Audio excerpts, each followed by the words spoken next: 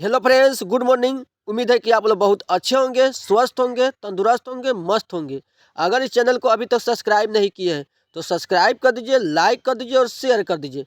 यह वीडियो बहुत महत्वपूर्ण होने वाली है क्योंकि सभी परीक्षाओं में संज्ञा से प्रश्न पूछा जाता है, इसलिए इस वीडियो को पूरा देखें। अब इस वीडियो को शुरू करते हैं। सबसे पहले यहाँ पर संज्ञा की परिभाषा लिखा हुआ है। क्या लिखा है? किसी व्यक्ति, प्राणी, वस्तु, स्थान या भाव के नाम का बोध हो उसे संज्ञा कहते हैं।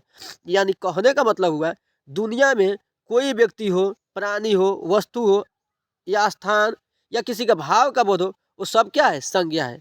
जैसे में लिखा हुआ है राम, पटना, जनवरी, तेल इत्यादि।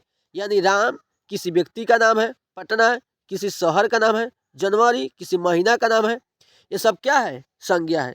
चलिए आगे लिखा हुआ है संज्ञा के भेद। तो संज्ञा के मुख्य 5 भेद होते हैं। संज्ञा कितने भेद होते हैं? 5 भेद। चलिए देखते हैं कौन कौन। तो सबसे पहले यहाँ पर लिखा हुआ है 1 नंबर में व्यक्तिवाचक संज्ञा। कौन सा संज्ञा? व्यक्तिवाचक संज्ञा। 2 नंबर में जातिवाचक संज्ञा। 3 नंबर में समूहवाचक संज्ञा।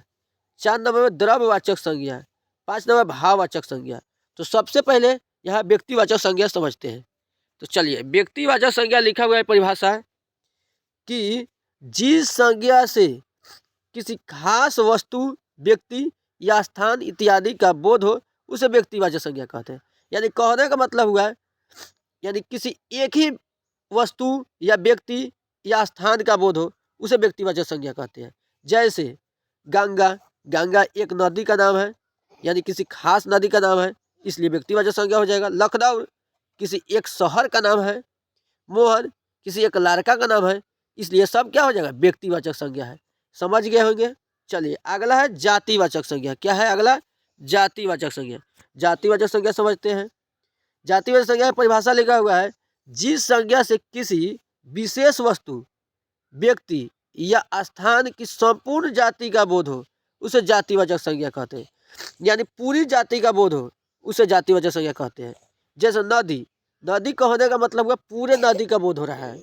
आदमी, आदमी कहने का मतलब हुआ पूरे आदमी का बोध हो रहा है। महिला, पूरे महिला का बोध हो रहा है। शिक्षक, सभी शिक्षक का बोध हो रहा है। इसलिए ये सब जाति भर का बोध हो रहा है, इसलिए सब क्या है? जातिवाचक संज्ञा है। समझ गए होंगे। चलिए आगे देखते हैं।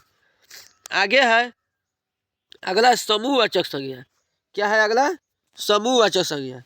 समूहवाचक संज्ञा में लिखा हुआ है परिभाषा जिस संज्ञा से किसी समुदाय या समूह भर का बोध हो उसे समूहवाचक संज्ञा कहते हैं। यानी सभा, सभा से समूह का बोध हो रहा है, इसलिए समूहवाचक संज्ञा हो जाएगा। बाजार, बाजार भी समूह का बोध हो रहा है, इसलिए समूहवाचक संज्ञा हो जाएगा। परिवार भी समूह का बोध हो रहा है, इसलिए समूहवाचक संज्ञा हो जाएगा। भीड़, भीड़ भी बहुत समूह का बोध हो रहा है, इस समूहवाचक संज्ञा होता है। समझ गए होंगे। चलिए अगला परिभाषा देखते हैं।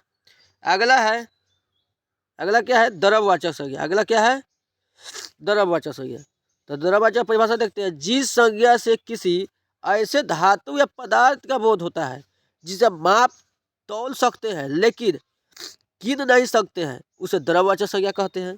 जैसे पानी हो गया, तेल हो गया, घी हो गया, गेहूँ हो गया इत्यादि हो गया। पानी, पानी को हम नाप सकते हैं लेकिन इसको गिन नहीं सकते, क्या हो जाएगा? द्रव्यवाचक संज्ञा है। इसे तेल माप सकते हैं लेकिन इसको गिन नहीं सकते हैं, इसे द्रव्यवाचक संज्ञा हो गया। समझ गए होंगे। चलिए अगला परिभाषा देखते हैं। अगला परिभाषा है भाववाचक संज्ञा। क्या है? भाववाचक संज्ञा। तो भाववाचक संज्ञा का मतलब होता है जिस संज्ञा से किसी वस्तु के गुण, दशा, भाव या अवस्था का बोध हो उसे भाववाचक संज्ञा कहते हैं। जैसे जवानी, ईमानदारी, बुढ़ापा इत्यादि।